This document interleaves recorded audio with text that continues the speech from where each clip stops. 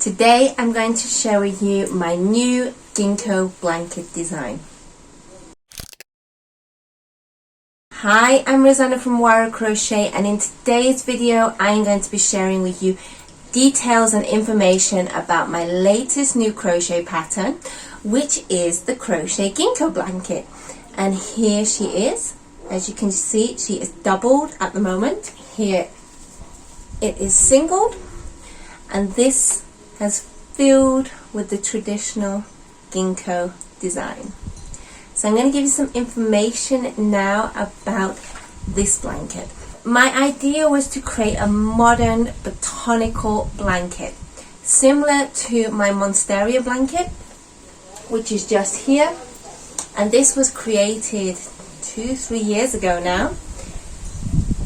And here she is.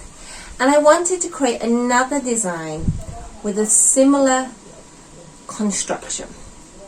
So the idea was to create another crochet botanical blanket design which uses iconic leaves.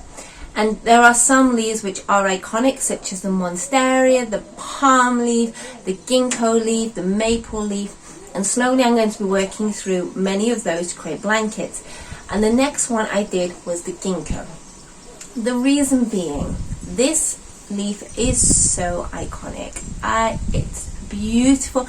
It's got the symmetrical fan shape, which I absolutely love, and also it's got a lot of history. Now the ginkgo tree is actually one of the oldest living trees that actually dates back to the ancient trees of the dinosaurs.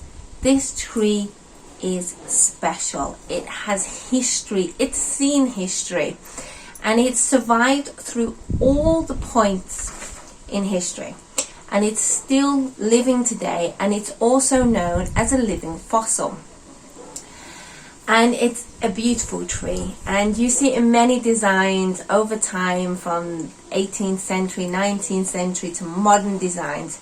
So I wanted to do my own take on this, as a few years I had created a crochet ginkgo motif. So I have used this motif, as you can see here, and put it in the middle of one of my granny squares. So I've done this on an angle. Let me show you in the yellow, it might be easier. I've done this on an angle, and that the ginkgo leaf is caught quite beautifully and symmetrically to a certain point due to the tail within the crochet. So about this pattern is not beginner. I do like to push your crochet to the next level, and my designs are designed for those with crochet experience. So you will need to already know how to do the basics in crochet, such as single crochet, create a foundation chain, and double crochet, all those basic points. Now if you already know those points, this is a fantastic pattern for you. I also give a whole table of context of how to do all those stitches, and now I've just updated this pattern, and there is now a full PDF of all special stitches, and you can click onto those stitches and it will guide you to one of my YouTube step-by-step tutorials as well. So if you're a bit unsure, there are steps there to help you. Now, similar to my Monstera blanket, this blanket will come in 5 sizes. So I've got my list here, and I'm going to do you a quick overview. So you can have a lap blanket. Now a lap blanket is the same size as this one here. So I'm going to try and get this in video. So it's quite a substantial size, and it goes all the way down, as it is designed to cover your lap when you're sat down. So my daughter uses this, especially when she's watching TV early in the mornings. So that is the lap blanket, and the lap blanket size is 90 centimeters by 110. Now you can increase this size, and there is a table with how many squares, everything that you will need to know. So I'm just going to give you the sizes. So next will be a throw, which is 120 centimeters by 150. followed by a twin blanket, which is 180 centimeters by 225.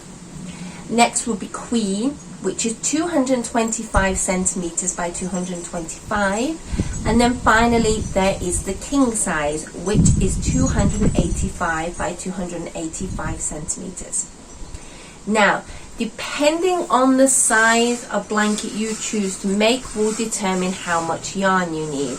And in the pattern there is a table of contents with how much yarn you will need and the color choices you can have, and you can work from there for your size blanket. For this blanket you will need a 4mm crochet hook, which is equivalent to a US size G.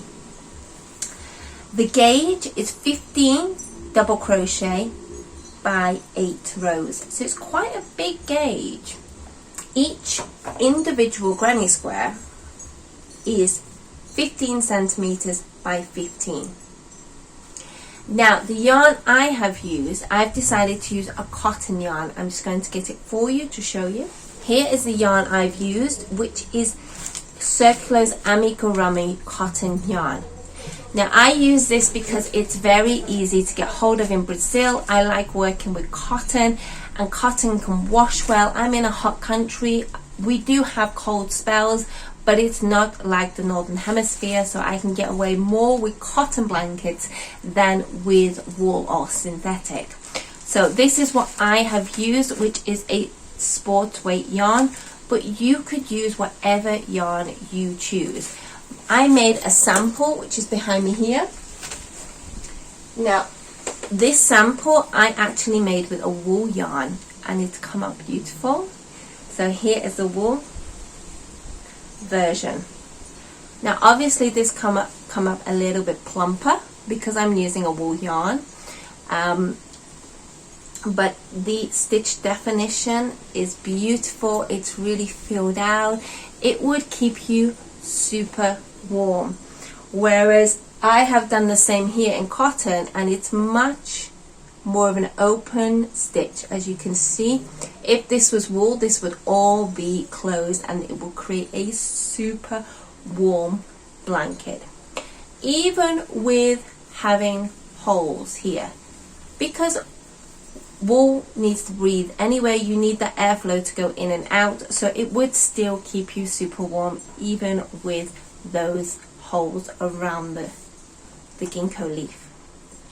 Finally, we're going to talk about construction. Each leaf is individually made as a motif. So you could do what I did, which is I spent 2 nights making all my leaves and got them all in a pile, got them ordered. And then the following week I added the borders bit by bit. And I know it's 50-50 on this, but please weave in your ends as you go. You will thank yourself for it at the end. So each border is added on separate. Then when you have all your squares, you can lay them out however you wish, whatever style you want. I have chosen, let me just get this correct, I have chosen to do mine in this 4 motif, with all 4 going towards the center. And I've written this in the pattern, but your blanket is your design. You can do all your leaves the same color. You can do them lots of different colors. You could have them all going in one direction. This is the whole point of blankets, is that you add your creativity to create a blanket that's truly special for you. What I am doing is just giving you the guidelines, and you go for it and create your own design. Now, once you have your squares laid out, these will all be whip stitched together. Why whip stitch and not crochet? I like to whip stitch my granny squares together because I like the option of having a really flat, defined back, and then on the front I have this framing. You see this framing here around my granny square. That is the technique I like. I like to do that with my blankets, because blankets are heavy, and when I get to the end I want to reduce the amount of yarn we're using, and I like to create that flat surface. If you wish to crochet your granny squares together, of course you can. It's your design. You can do what you wish. This is just the guidelines I'm using to give to you. Now, once your squares are all connected, it's time to add the border. My border here, I've done a very simple border, and then I added a little highlight in yellow. You could do this in green, you could do whatever your color. And then I've gone back to the neutral color, and finally, to add a little bit of a pop and a bit of detail, as everywhere now is full of waves, I've decided to add a wave shell edge to my blanket. Now, like I say, this is completely optional. You do not have to follow this exactly. The blanket is yours to play with. Now, on a final note, just before we go, all of these squares finish with the same dimensions as my monstera. So if you have the monstera pattern and would like to mix it up with some ginkgo leaves, these will connect. And that is going to be the idea with my future blankets, which are leaf based like this, that you can collect the patterns and integrate them whichever which way you wish. So I hope this video has been helpful. I hope you enjoy this pattern. I hope you like it. And I'm going to keep it short and sweet. I'm going to put a link down below to where you can buy this pattern on my website, my Etsy shop, and my Ravelry. And I'm going to see you in the next video. Bye!